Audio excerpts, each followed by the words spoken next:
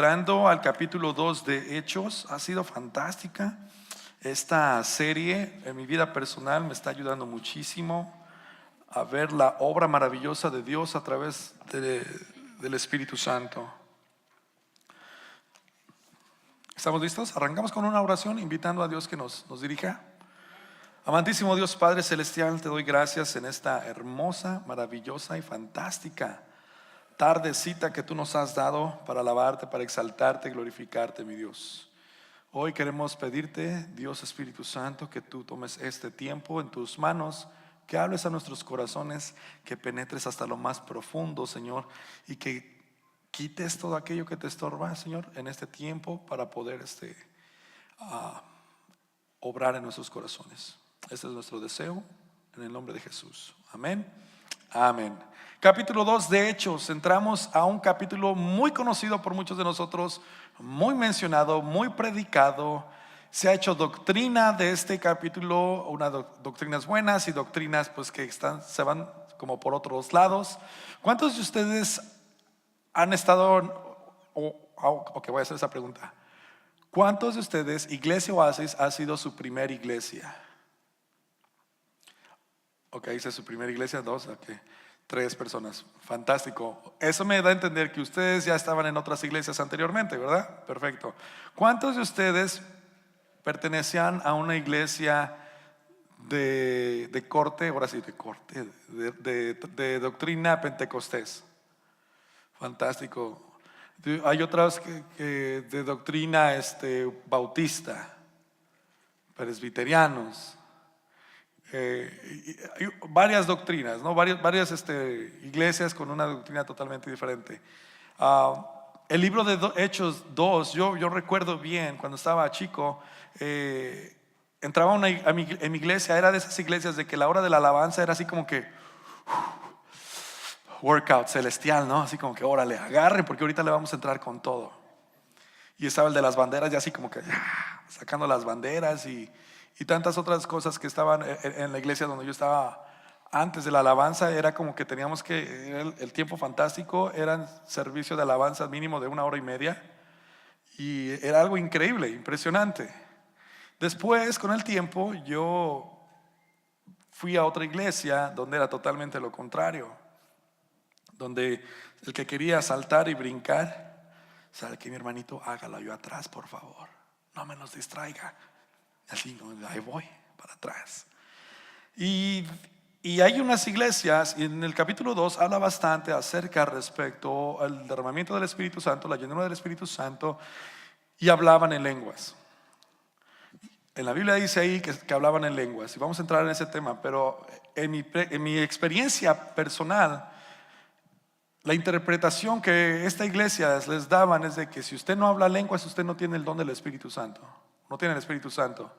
Mi hermano, a mí me acababan y muchísima gente pues yo no hablo en lenguas y no, pues, entonces usted no tiene el Espíritu Santo, y nos aplicaban la leprosa, ¿no? Nadie se les acerca. Como si tuviéramos lepra, así como que no hablas en lenguas, no tienes el Espíritu Santo. ¿Cómo le haces para vivir una vida santa? Así de esa forma. Vamos a entrar a hablar de un poco de ese tema que es parte de la vida del creyente, entendiendo qué son las lenguas, lo que significa en ese tiempo, lo que significa en nuestra actualidad, pero también lo que significa para la iglesia la llenura del Espíritu Santo. Recuerde esto, la iglesia no es este edificio, la iglesia es usted. Lo que significa la llenura del Espíritu Santo en cada uno de nosotros marca la diferencia de una forma fantástica. Y entramos en el capítulo 2, donde dice: el día de Pentecostés todos los creyentes estaban reunidos en un mismo lugar. De repente se oyó un ruido desde el cielo parecido al estruendo de un viento fuerte e impetuoso que llenó la casa donde estaban sentados. El primer versículo empieza luego, en el día del Pentecostés. ¿Usted se ha preguntado cuál es ese día del Pentecostés? ¿Qué significa el Pentecostés? Para muchos de nosotros en nuestras iglesias anteriormente nos decían que el Pentecostés era el derramamiento del Espíritu Santo. Eso es el Pentecostés. Y muchas veces pedimos nosotros, y he escuchado muchas personas decir: queremos un Pentecostés, que descienda el fuego del Señor y nos consuma. Yo decía: no, yo me voy de aquí. Si ustedes están pidiendo ese fuego que descienda como en el Sinaí, donde no pudieron acercarse porque hasta las vacas caían muertas, yo no quiero ese fuego aquí. Yo voy a quedar pulverizado. Ahí nos vemos, aquí me espantan. Pero yo de esa iglesia decía que descienda como en el Pentecostés, que descienda del fuego, el viento fuerte y que todos empecemos a hablar en lenguas. No, es que eso no es el Pentecostés. El Pentecostés es algo totalmente diferente. Etimológicamente la palabra proviene del griego Pentecosté, que significa quincuagésimo, o sea, el día número 50. El término como tal hace precisamente alusión a los 50 días que transcurren desde la Pascua hasta el Pentecostés. En el Antiguo Testamento, el Pentecostés o los 50 días, ¿qué sucedía? En la tradición judía, ustedes se acuerdan cuando el pueblo de Dios iba a ser rescatado de Egipto, y el Señor les manda una instrucción de decirle: miren, va a venir el ángel y va a matar a mucha gente, pero si ustedes quieren vivir, sacrifiquen a un cordero y con su sangre póngannos en los lindeles de su puerta, para que y cuando el ángel pase y vea eso, no haga nada. Esa era la Pascua, lo que en inglés le llaman Passover. Ahora tiene sentido, Passover. Ok, ya, la Pascua. 50 días después de eso están en el Sinaí, donde Dios les está entregando la ley a Moisés, los 10 mandamientos, y de ahí es donde empieza el pueblo de Israel a ser una nación. Tenemos a un Dios, tenemos ahora sí una constitución y vamos hacia un destino. ¿Se acuerdan la promesa que Dios le había hecho a Abraham? De ti haré una gran nación. Se le hizo a Abraham, se le hizo a Isaac, se le volvió a recordar a Jacob, y 50 días tuvieron que pasar para llegar hasta ese momento. De hecho, muchos de los judíos practican todavía eso. Recuerdan la Pascua, de dónde fueron rescatados. De Egipto.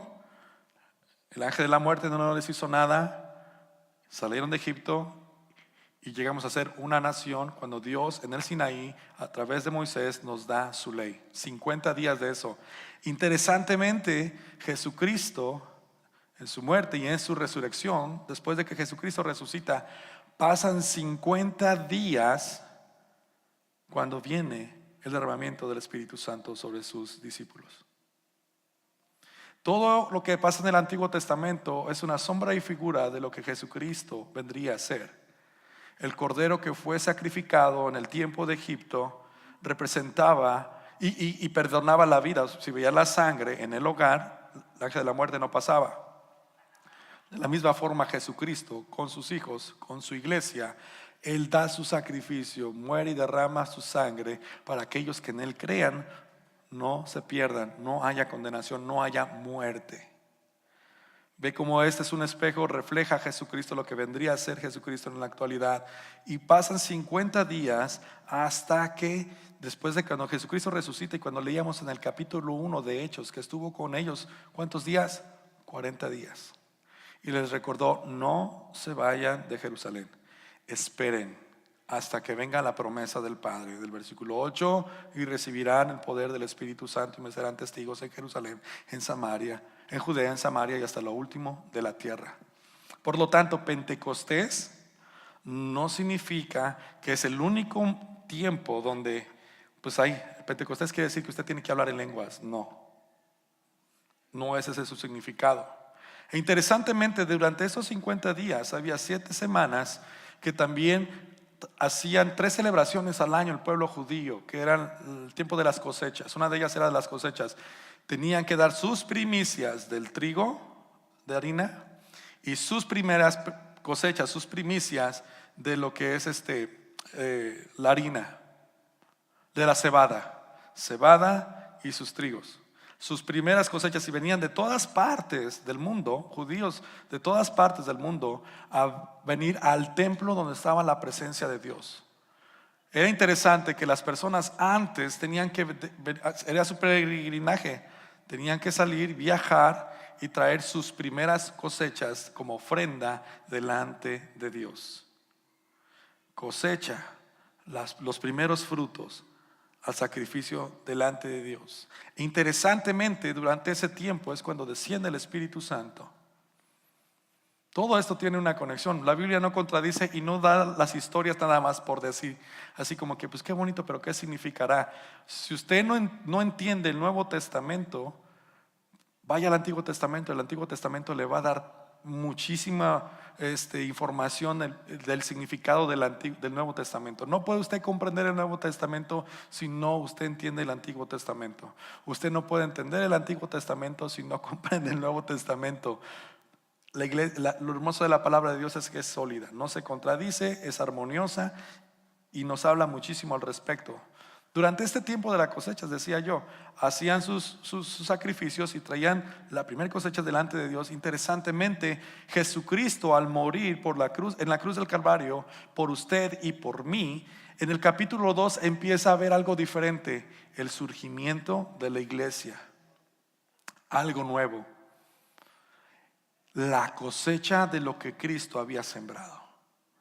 Y esta la viene a recoger el Espíritu Santo para darla en sacrificio y servicio a la misión que Dios ha diseñado para esta cosecha. Usted y yo somos el resultado, la cosecha de lo que Jesucristo hizo en la cruz del Calvario. Y el Espíritu Santo toma esta cosecha, usted y yo, para traerla delante de Dios y presentarla como un sacrificio al servicio de Él. ¿No es esto maravilloso? Tiene sentido ahora lo que es un poquito más el Pentecostés. 50 días después de las Pascuas del Cordero conmemoran el encuentro entre Dios y Moisés. En la tradición judía, en la tradición de nosotros como cristianos, es el descenso del Espíritu Santo sobre los apóstoles de Jesucristo que marca el nacimiento de la iglesia, el 50º día después de la resurrección de Jesucristo.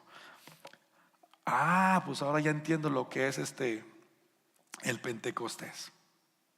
El Pentecostés no era el acontecimiento de que solamente significaba el derramamiento del Espíritu Santo. Sucedió en ese tiempo el derramamiento del Espíritu Santo, porque ya le expliqué lo que significaba. Todo el Antiguo Testamento era sombra y figura de lo que tendría que acontecer en el Nuevo Testamento.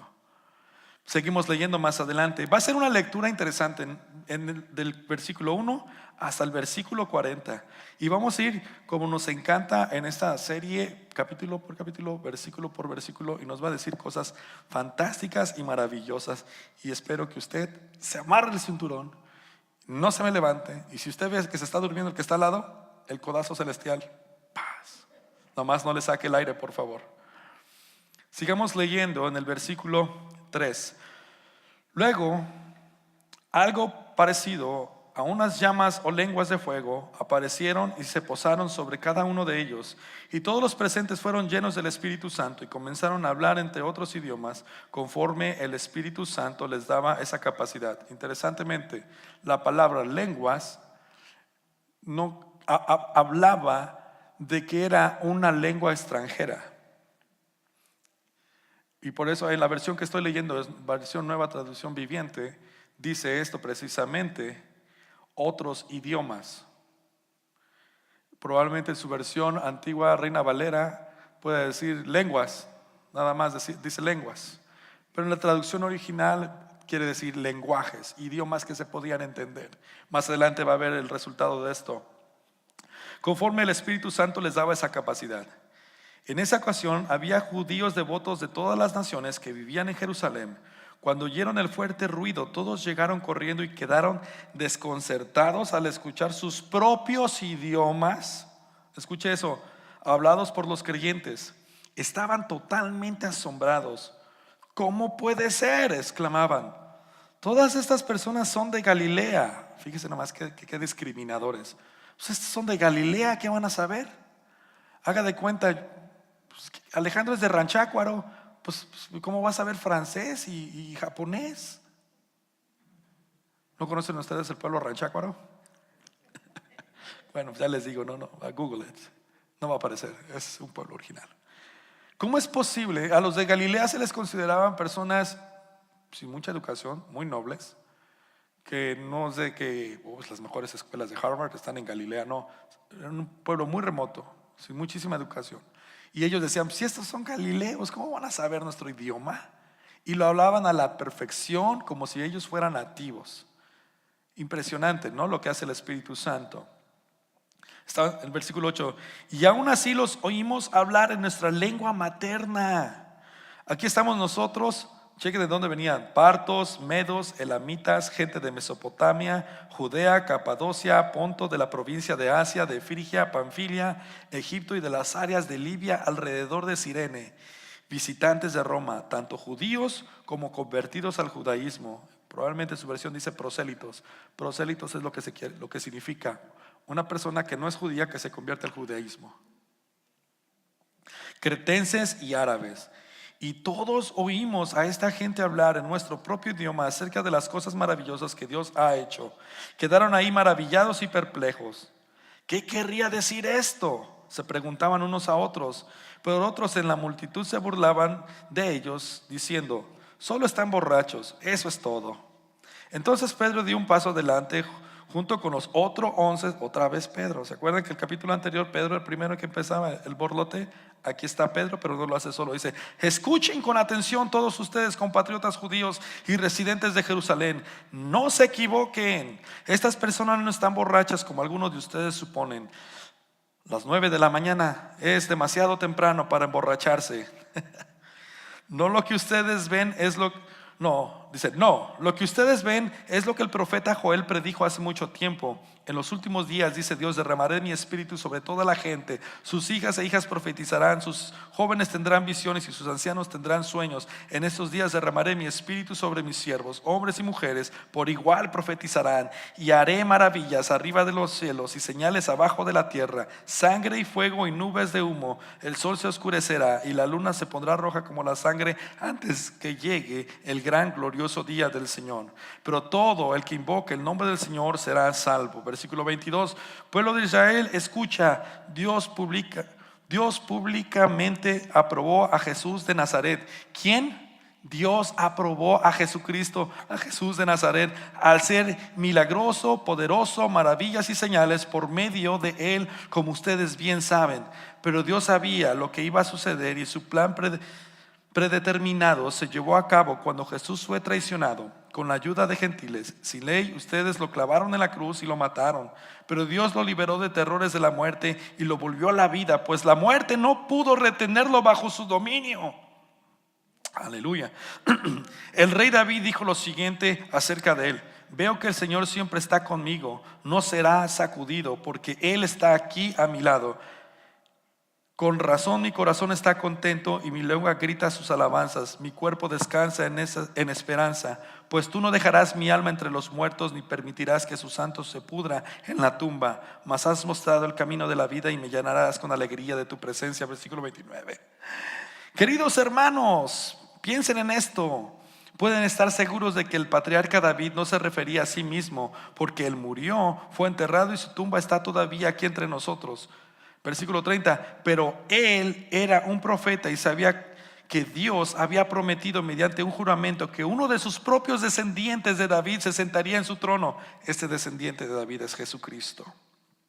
Versículo 31, David estaba mirando hacia el futuro y hablaba de la resurrección del Mesías.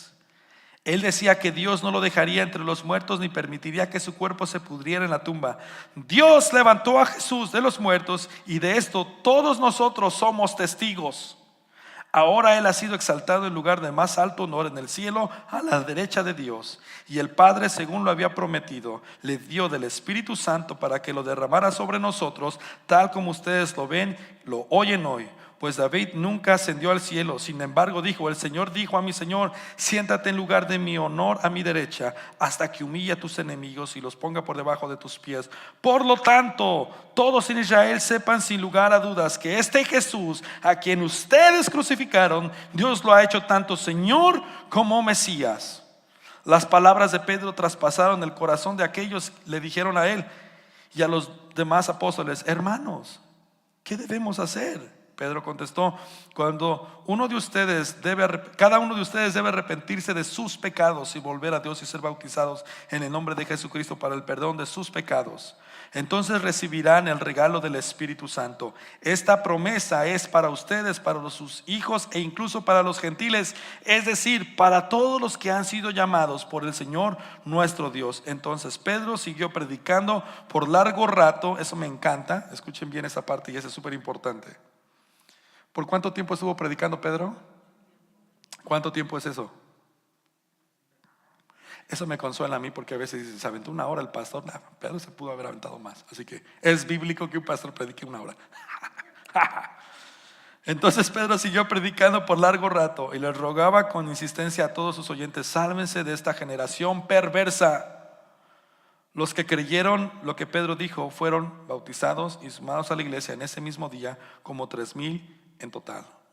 Qué sermón. O sea que me tengo que aventar 1 hora. Pues no somos 3,000, ¿verdad? Pero pues a ver cómo nos va.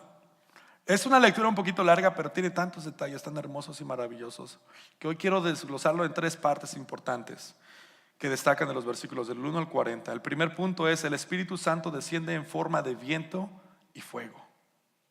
Veíamos en los primeros versículos. El segundo punto es: llenos del Espíritu Santo. Y el tercer punto es: testimonio de las maravillas de Dios a los demás por medio del Espíritu Santo. Esto da inicio, habla de que inicia un ministerio. Y vamos a hablar del primer punto: el Espíritu Santo desciende en forma de viento y fuego. Algunos de nosotros quizá podamos pensar: qué espantoso ha de haber sido eso. ¿Cómo es que esto sucedió? Viento y fuego. Y me encanta lo que dice la palabra, que no era cualquier viento, era un viento fuertísimo, una ráfaga en algunas versiones. ¿Alguna vez usted ha estado manejando de repente en el expressway y de repente entra una ráfaga de viento y le mueve el carro, pero bien suave? Y así como que hasta nos da la pálida y ay, Dios mío, yo siento que me sacaba. O de esos momentos que usted está de repente, los que hemos estado por ahí en Chicago, y hace un viento, pero de esos buenos, que uno va caminando así, parece papalote. Imagínese un evento con esta fortaleza de este viento mezclado con fuego. Era algo una escena muy única, muy especial. Pero la Biblia nos llama muchísimo la atención y nos narra muchísimos acontecimientos, que esto no era la primera vez que sucedía algo así. Cuando vemos en la palabra de Dios, en el Antiguo Testamento, cuando Dios se le aparece a Moisés, se le aparece como fuego en una zarza ardiente. Interesantemente, ese fuego que desciende a esa zarza mostraba y evidenciaba la presencia de Dios en ese momento. Estas lenguas de fuego que están en la cabeza de los creyentes ahora llegaban a ser esas zarzas vivas. Ya Dios no se manifestaba en una zarza, ahora su Espíritu Santo usa la vida de cada uno de nosotros y somos esas zarzas, esos burning bush que usted dice, para poder reflejar la presencia de Dios.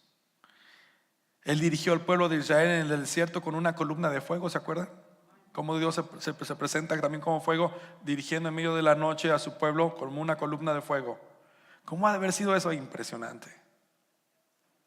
Yo creo que usted y yo nos desmayamos ahí en ese momento. Padre Santo, una columna de fuego, ahí me caigo. A mí me da la patatús ahí, sinceramente. Y si yo nomás siento que mi casa se mueve con el viento, ya no, así como que Padre Santo, ¿qué está sucediendo? Ahora imagínense un viento así, o una columna de fuego.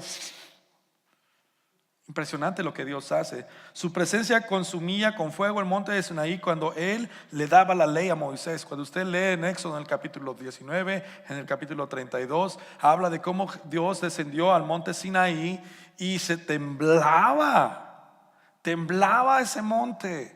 Dice que sacaba fuego como si fuera un horno. Y las instrucciones eran: no pasen esa línea, porque nomás un pasito ahí y caen muertos. Su presencia era impresionante. El templo que edificaron para el Señor, recuerda que Isaías hablaba también y describe y que vio que descendía fuego y humo de la gloria de Dios. Cuando Salomón también presenta, ahora sí, ya terminamos de construir el templo, empiezan a orar y la presencia del Señor desciende en el lugar santísimo como un fuego impresionante. Como podemos ver, el fuego es algo importante, cómo es que Dios opera en su pueblo. Pero la diferencia de ese fuego al fuego de la actualidad, ahí en ese momento, hay una gran diferencia. El fuego del Antiguo Testamento podía consumir y acabar con las personas. ¿Por qué? Porque era la misma santidad, la misma presencia de Dios. Y Dios no podía habitar en corazones pecadores. Por lo tanto, Dios le decía, le dijo a Moisés: prepara el pueblo, santifícalo, purifícalo, porque yo voy a descender. Y cuidado, ponen los perímetros. Incluso si pasan hasta las vacas, van a caer muertas las vacas. Así era el fuego consumidor de Dios. Así era la santidad gloriosa de Dios. Lo hermoso de ver ahora en este capítulo 2 que no sucede esto es por el gran sacrificio que Jesucristo hizo en la cruz del Calvario. Porque Él en la cruz del Calvario está recibiendo toda la ira, todo el castigo de Dios que merecíamos usted y yo. Y Jesucristo dice: I'll take it. Yo me lo llevo. Yo me llevo, Señor. Yo recibo este castigo. Y vaya que si recibió toda la ira, dice la palabra de Dios, que todo el castigo y toda la ira cayó y descendió en la vida de Jesucristo. La razón ahora por qué estos apóstoles están recibiendo este fuego y no son consumidos por la ira de Dios es por el sacrificio que Jesucristo hizo. Ya la ira se la llevó Jesucristo. Ahora somos libres de nosotros de poder recibir la misma presencia de Dios. Nosotros somos esas zarzas ardientes donde el Espíritu Santo, la misma presencia y esencia de Dios, puede habitar en el corazón de ser humano. Ya la ira ya no nos puede consumir porque Cristo ya pagó el precio por nosotros. Qué hermoso es esto. Es algo impresionante ver cómo Dios opera de esta forma. Por eso todo tiene que ver acerca de Jesucristo y lo que Él hizo en la cruz del Calvario, para que usted y yo podamos disfrutar de la misma presencia de Dios, de este fuego consumidor, este fuego que purifica, este fuego que aviva, este fuego que santifica.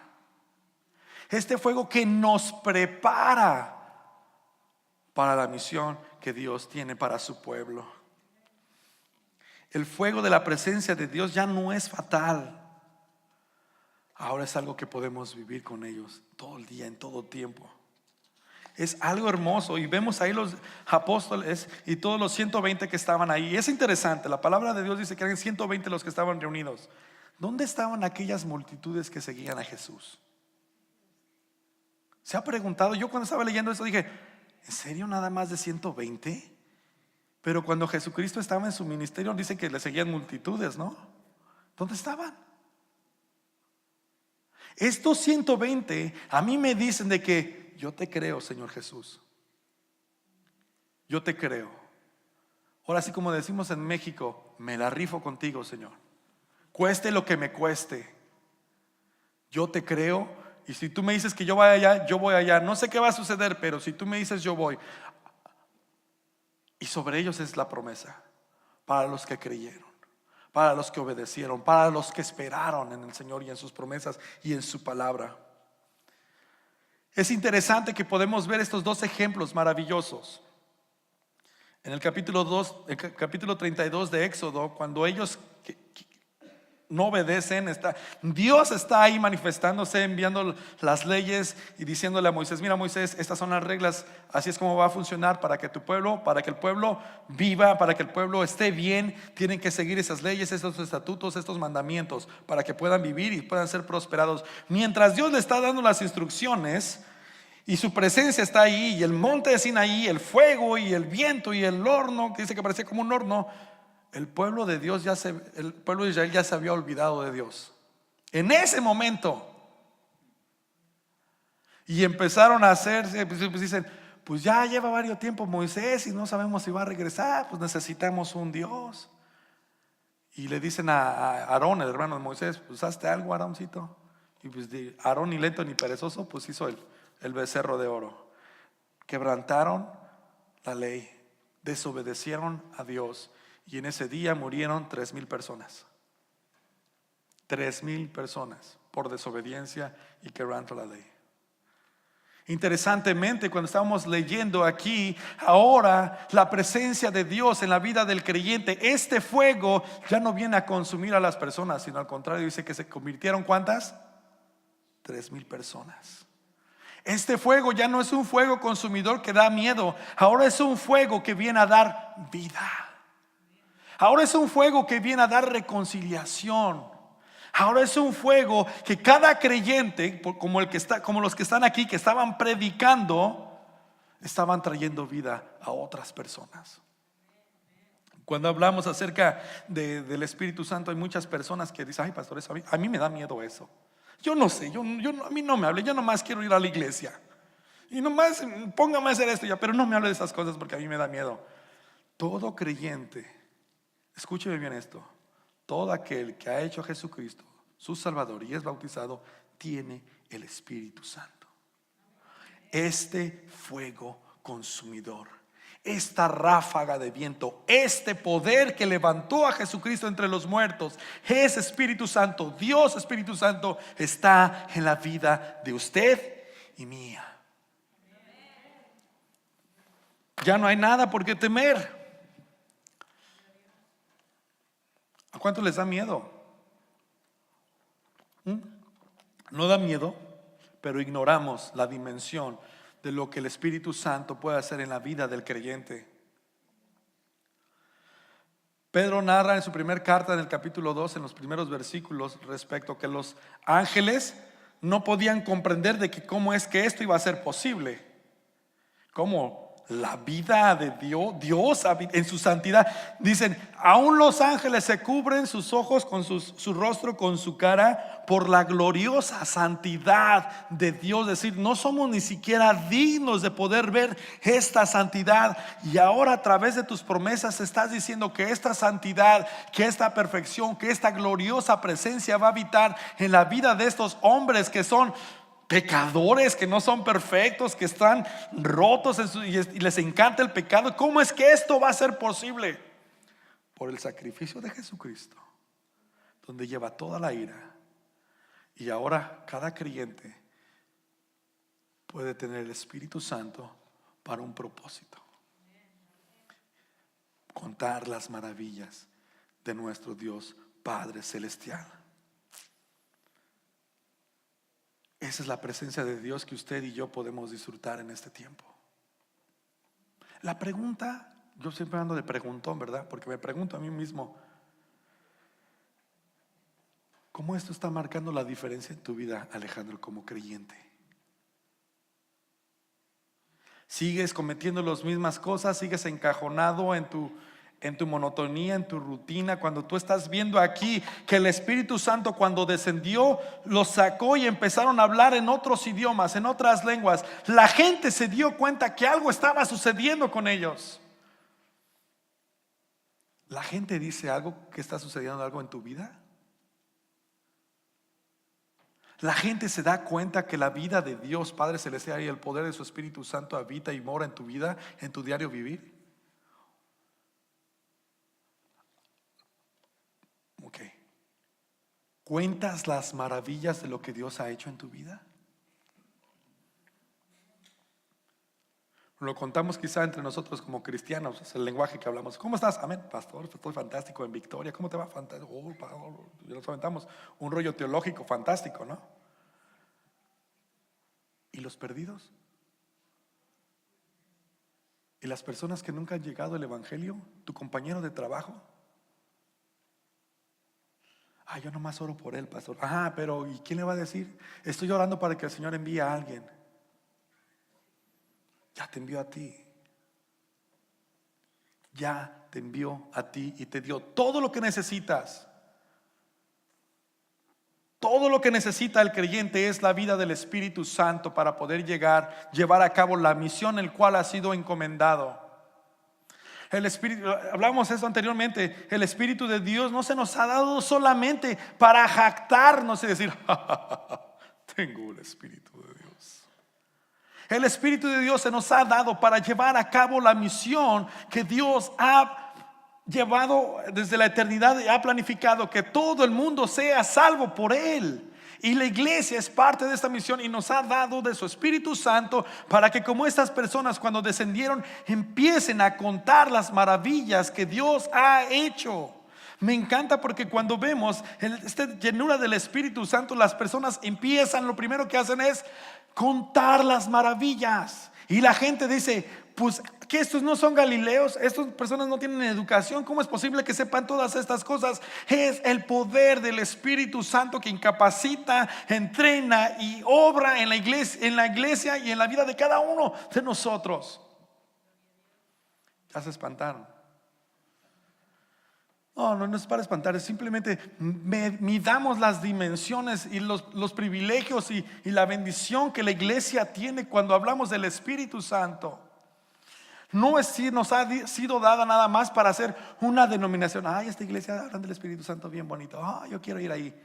El Espíritu Santo nos habilita y nos capacita para romper todas las barreras. Cuando desciende el Espíritu Santo, los sacó de su comodidad donde estaban y la gente empezó a escuchar. El Espíritu Santo, si usted quiere vivir una vida controlada y llena del Espíritu Santo, lo va a sacar de su comodidad. Lo va a sacar, va a ser enviado, porque eso es lo que significa iglesia, un grupo de personas que son escogidas y sacadas o enviadas con un propósito. Esto es lo que hace el Espíritu Santo. No vengo sobre tu vida nada más para que te quedes ahí, sino para rescatarte, sacarte, utilizarte para que cuente las maravillas y el propósito de Dios. Hay salvación. ¿Cuándo fue la última vez que usted compartió las maravillas de Dios con una persona no creyente? No me voy a decir, ay, sí, pastor, ya le hablé. Pues le hablaste a tu hermano que va a la iglesia, ya lo sabe. Para el no creyente,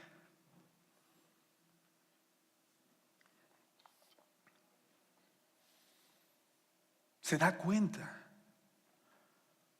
de lo que la iglesia tiene en sus manos. Se da cuenta lo hermoso y maravilloso del poder de su Espíritu Santo y lo que esto puede suceder en la vida del creyente cuando el creyente entiende que esta vida no le pertenece a él, sino que esta vida él ya la perdió desde el momento que vino a Cristo Jesús. Y ahora soy, como dice un pastor que admiro mucho y quiero muchísimo, soy un cheque en blanco en la presencia de Dios. ¿A cuántos de ustedes les gusta dar cheques en blanco a las personas? Pastor, ¿cómo cree? ¿Por qué no? Si yo te pido, David, dame un cheque en blanco, brother. Pero firmado puede ser por ti. Ahí está el blanco, el cheque. Que te lo firme es otra cosa. Claro. Dame un cheque en blanco firmado. Yo pongo la cantidad. ¿Qué vas a decirme? Me vas a hacer preguntas. Oye, brother, ¿pero por qué crees? Pues ¿qué te tomaste? ¿Qué andas así? ¿Que me estás pidiendo tal cosa? ¿Qué onda? ¿Qué comiste? Tantas cosas que come, pastor, que ya le está cayendo mal al cerebro. Nuestra vida como creyentes deberían de ser este cheque blanco en la presencia de Dios. Nosotros dejamos nuestra vida cuando venimos a Cristo Jesús. No le dijimos, Señor, quiero servirte. Haz lo que tú quieras en mi vida. Llévame a los lugares que tú quieras. Ya no vivo yo. Ahora tú vives en mí. ¿En serio? ¿En serio? Hay algunas cláusulas en letras chiquitas por ahí, ¿verdad? Pero esto no me pidas, pero esto no me des, pero yo no tengo tiempo para esto, no tengo tiempo para el otro. Tengo mis prioridades, tengo mi familia, tengo mi trabajo, tengo mi carrera. Y después, Señor, en este espacio, ahí te lo entrego todo. Pensemos esto, de verdad. Somos un cheque en blanco en la presencia de Dios para que Él nos los tome y Él pueda hacer lo que Él quiera hacer en cada uno de nosotros. ¿Usted es un cheque en blanco en manos del Espíritu Santo? Híjole, pastor. Apenas llevo el primer punto y te dije que iba a hablar 3. Voy así, Pedro, voy por el récord.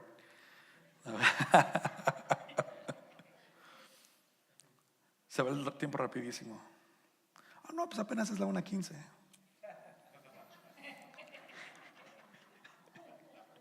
Se ríen de nervios. Yo pensé que de gozo. Amén, pastor. Preach, preach, pastor. Este fuego consumidor que viene a purificarnos, a santificarnos, a redimirnos. Pero la vida del Espíritu Santo del creyente no es para estar cómoda, es para salir, es para publicar y contar las maravillas de lo que Dios ha hecho en cada uno de nosotros. Cuando estábamos leyendo en esta parte, ser llenos del Espíritu Santo, me está hablando de algo maravilloso. Cuando el Espíritu Santo descendió a esas 120 personas, incluyendo los apóstoles que estaban escondidos. Estaban en una casita. Que nadie nos vea que estamos orando. Pero llega el Espíritu Santo. No, es hora de salir. Y todos empezaron a escuchar en su propio idioma. El Espíritu Santo rompe barreras hasta del idioma. Ay, pastor, es que yo soy bien cabezón para estas cosas, pero pues yo oro que Dios alguien utilice y que tenga mayor facilidad. No subestimes el poder del Espíritu Santo. Si tú quieres ser utilizado y si tú quieres servir a Dios, Dios, Espíritu Santo, va a usar tu vida y va a romper cualquier barrera para poder llevar a cabo su propósito. Solamente estás buscando esos cheques en blancos aquí en el corazón. Y es lo que veo fantástico. Hombres y mujeres, dice que descendió el Espíritu Santo y estaban hablando en lenguas, estaban mostrando la evidencia, el control del Espíritu Santo. Y lo primero que empezaron a hablar estas personas fue la palabra de Dios. ¿Abunda en tu boca la palabra de Dios? ¿Podrías decir que estás experimentando esa llenura del Espíritu Santo en esta temporada? Nomás escúchalos hablar. Me decía un pastor: ¿quieres conocer la teología de alguien y qué es lo que cree? Sí, escúchalo orar. Escúchalo orar nada más. Eso es lo que cree. ¿Quieres ver si una persona está llena del Espíritu Santo y está actuando conforme a la voluntad de Dios y está en misión con Dios? Sí, escúchalo hablar. Mira dónde invierte su tiempo. Pero somos la iglesia de Cristo. Hay más de 1 billón de personas en esta tierra que no han conocido a Cristo, que no han tenido los recursos para poder escuchar el mensaje del Evangelio. Y la iglesia, que es la representación de Dios en la tierra, que tiene el poder y la autoridad de caminar y romper estas barreras por medio del Espíritu Santo, ¿qué está haciendo? Está construyendo edificios para que nos veamos más bonitos. Nos estamos enfocando más en programas para que la gente se sienta más cómoda. Pero no estamos siendo llenos del Espíritu Santo. No estamos viviendo una vida misional controlada por Él. La palabra de Dios no abunda en nuestras bocas. Y hay restricciones para servir a Cristo. Este capítulo 2 es maravilloso porque surge la iglesia y nos evidencia cómo fueron los principios de una iglesia que ama a Dios, que habló de Cristo, habló de sus maravillas en cara de la persecución, enfrente, en su cara de la persecución. ¿Qué hubo? ¿Qué? Te voy a perseguir, no me importa, te vengo a hablar de Cristo. Hoy en día muchos creyentes tienen miedo de salir de su casa, incluso hasta mandar un mensaje de texto. Cristo te ama. No, ¿qué va a pensar de mí? No quiero invadir su privacidad. Prefiero orar por Él. Cuando mucha gente se está yendo a una eternidad sin Cristo en este momento. ¿Conoce usted a alguien que no conozca a Cristo? ¿No le preocupa su eternidad de esta persona? Escuche bien, eternidad, donde va a estar en un lugar de tormento por siempre, para siempre. ¿No le preocupa eso? ¿No le duele?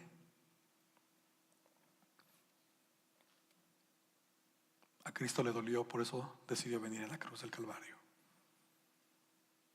A muchas personas, y vemos aquí más adelante en el capítulo de Hechos, les dolió en su corazón que fueron capaces de dar su vida, todo lo que tenían, absolutamente todo lo que tenían,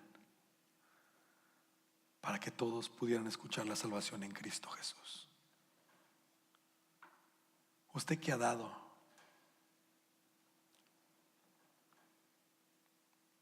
¿Qué está dando? Si tiene el Espíritu Santo de Dios, tiene su palabra, tiene una familia hermosa que todos se congregan a la iglesia, ¿está usted siendo lleno del Espíritu Santo, contando sus maravillas? Qué reto nos deja el Señor.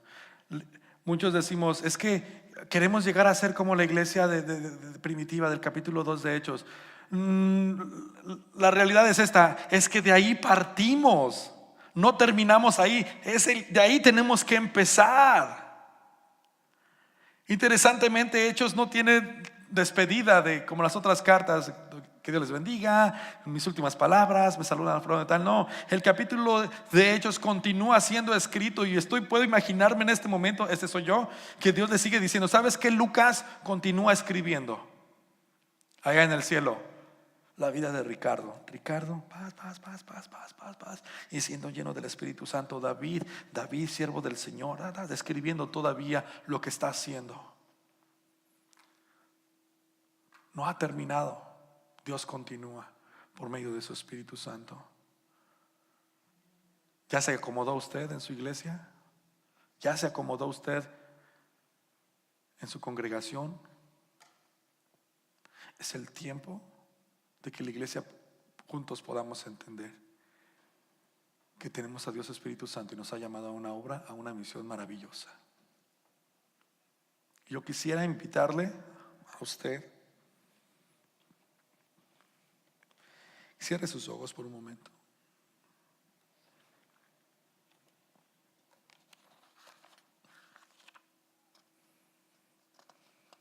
Piense en esa persona que no conoce de Cristo.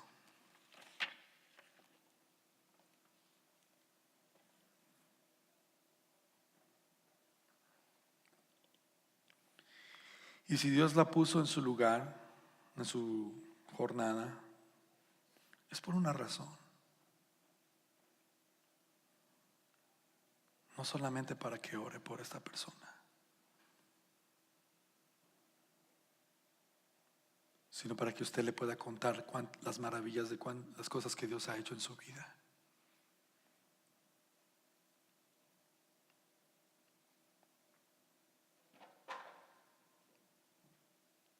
El Espíritu Santo, cuando se dio sobre estas 120 personas, descendió sobre hombres y mujeres sin hacer excepción de personas.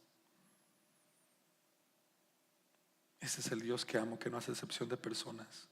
No educación.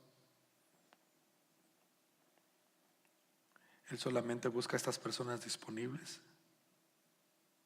donde Él pueda poner de su presencia y llevar a cabo su obra.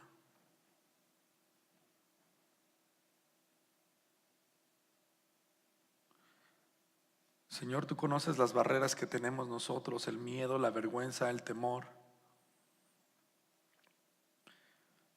Pero el poder de tu Espíritu Santo nos ayuda a romper todas estas barreras de idioma o comunicación. No hay nada que te impida a ti, Espíritu Santo, para poder evangelizar un corazón nuevo. No hay nada, Señor, imposible para ti. Solamente hoy sigues preguntando, ¿dónde están? Tú sigues haciendo tu obra, Espíritu Santo, y nos sigues enseñando que oremos, pues, que Dios envíe obreros a su obra.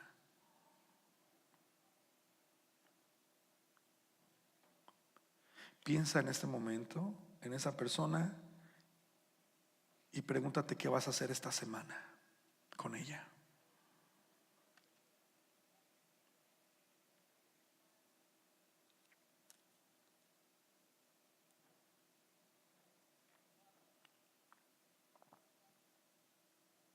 ¿Lo vas a seguir ignorando? ¿O vas a pedir a Dios Espíritu Santo que te dé el dominio propio, el control y el poder para que tú puedas ir y predicar y decirle cuántas cosas maravillosas Dios ha hecho contigo y que las quiera hacer en esta persona?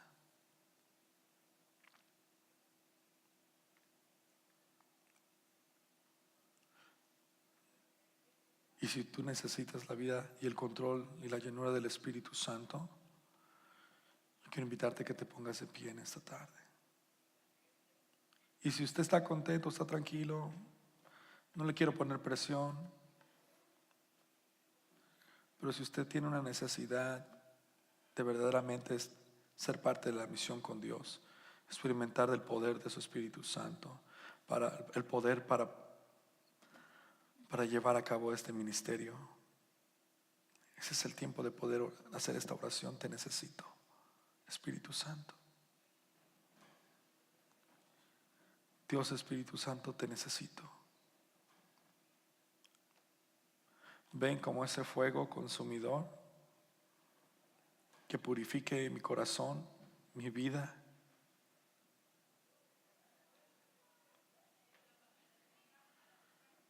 Así como tú descendiste y habitaste, Señor, y empoderaste a tus discípulos para compartir el Evangelio a todas las personas sin miedo ni vergüenza, Señor, yo quiero de ese mismo poder.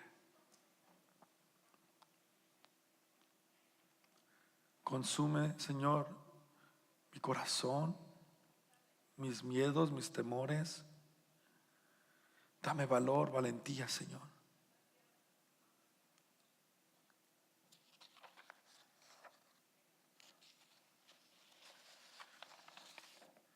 Espíritu de Dios, estamos aquí como cheques en blanco firmados, dispuestos a servirte.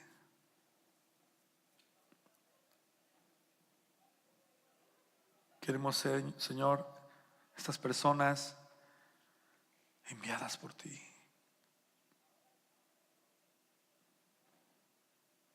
Perdónanos si nos hemos hecho esclavos de nosotros mismos, si nos hemos enfocado más en nuestra comodidad, en nuestra casa, en nuestra carrera, en nuestra profesión, en nuestras finanzas, con nuestros hijos, con nuestras parejas. Perdónanos, Señor, pero nada de esto es más importante que tú. Y es lo que dice tu palabra, Señor, en Lucas. Lucas nos decía esto en el Evangelio: aquel que no odia a padre o madre y no lo ama más que a mí, no es digno de ser mi discípulo. Dándonos a entender que si tu amor por mí no es más grande que estas cosas, no eres digno de ser mi discípulo. Dios, Espíritu Santo, nuestro amor por ti, nuestro amor por Dios es más grande que cualquier cosa. Perdónanos si hemos vivido un cristianismo, un evangelio muy pasivo y no siendo llenos por tu Espíritu Santo.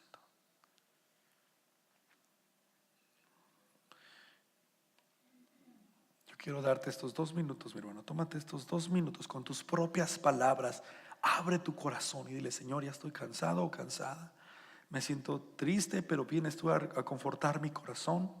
Tómame, ya no quiero hacer de este mundo material mi prioridad. Tú eres mi prioridad. Díselo ahora.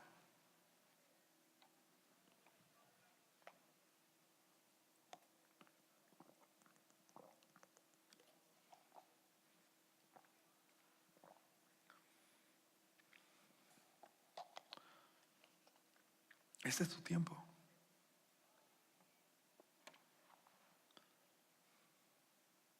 Si quieres decírselo de rodillas, adelante, sentado, como tú quieras, pero habla con Él.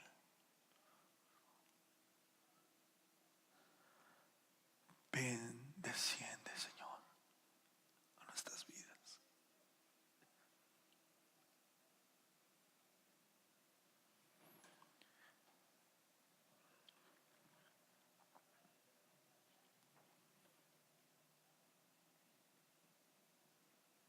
Espíritu de Dios, ven como lluvia a nuestros corazones, refrescando nuestro corazón árido Inunda nuestro ser de tu presencia. A ti clamamos. A ti clamamos en esta tarde. Hay más de 8,000 hispanos en nuestros alrededores, en tan solo 5 millas a la redonda. Más de 8,000 hispanos que necesitan escuchar de tu amor, de tu salvación. Tú hiciste grandes cosas con 120. No puedo imaginarme lo que tú podrías hacer con 40, 50 personas. No puedo imaginarme lo que esta comunidad pudiera experimentar cuando 50 o 60 personas se rindan y deseen ser llenos de tu Espíritu Santo, controlados por ti, dirigidos por ti.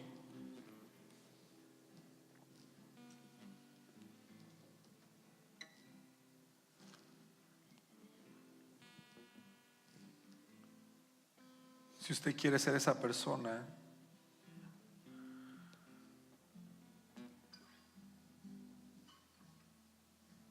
usted puede ofrecerse y rendirse a Dios y decir: Señor, yo quiero seguirte, ser obediente.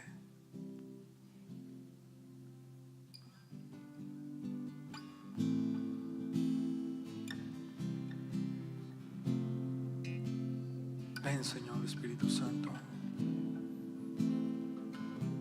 desciende en mi interior.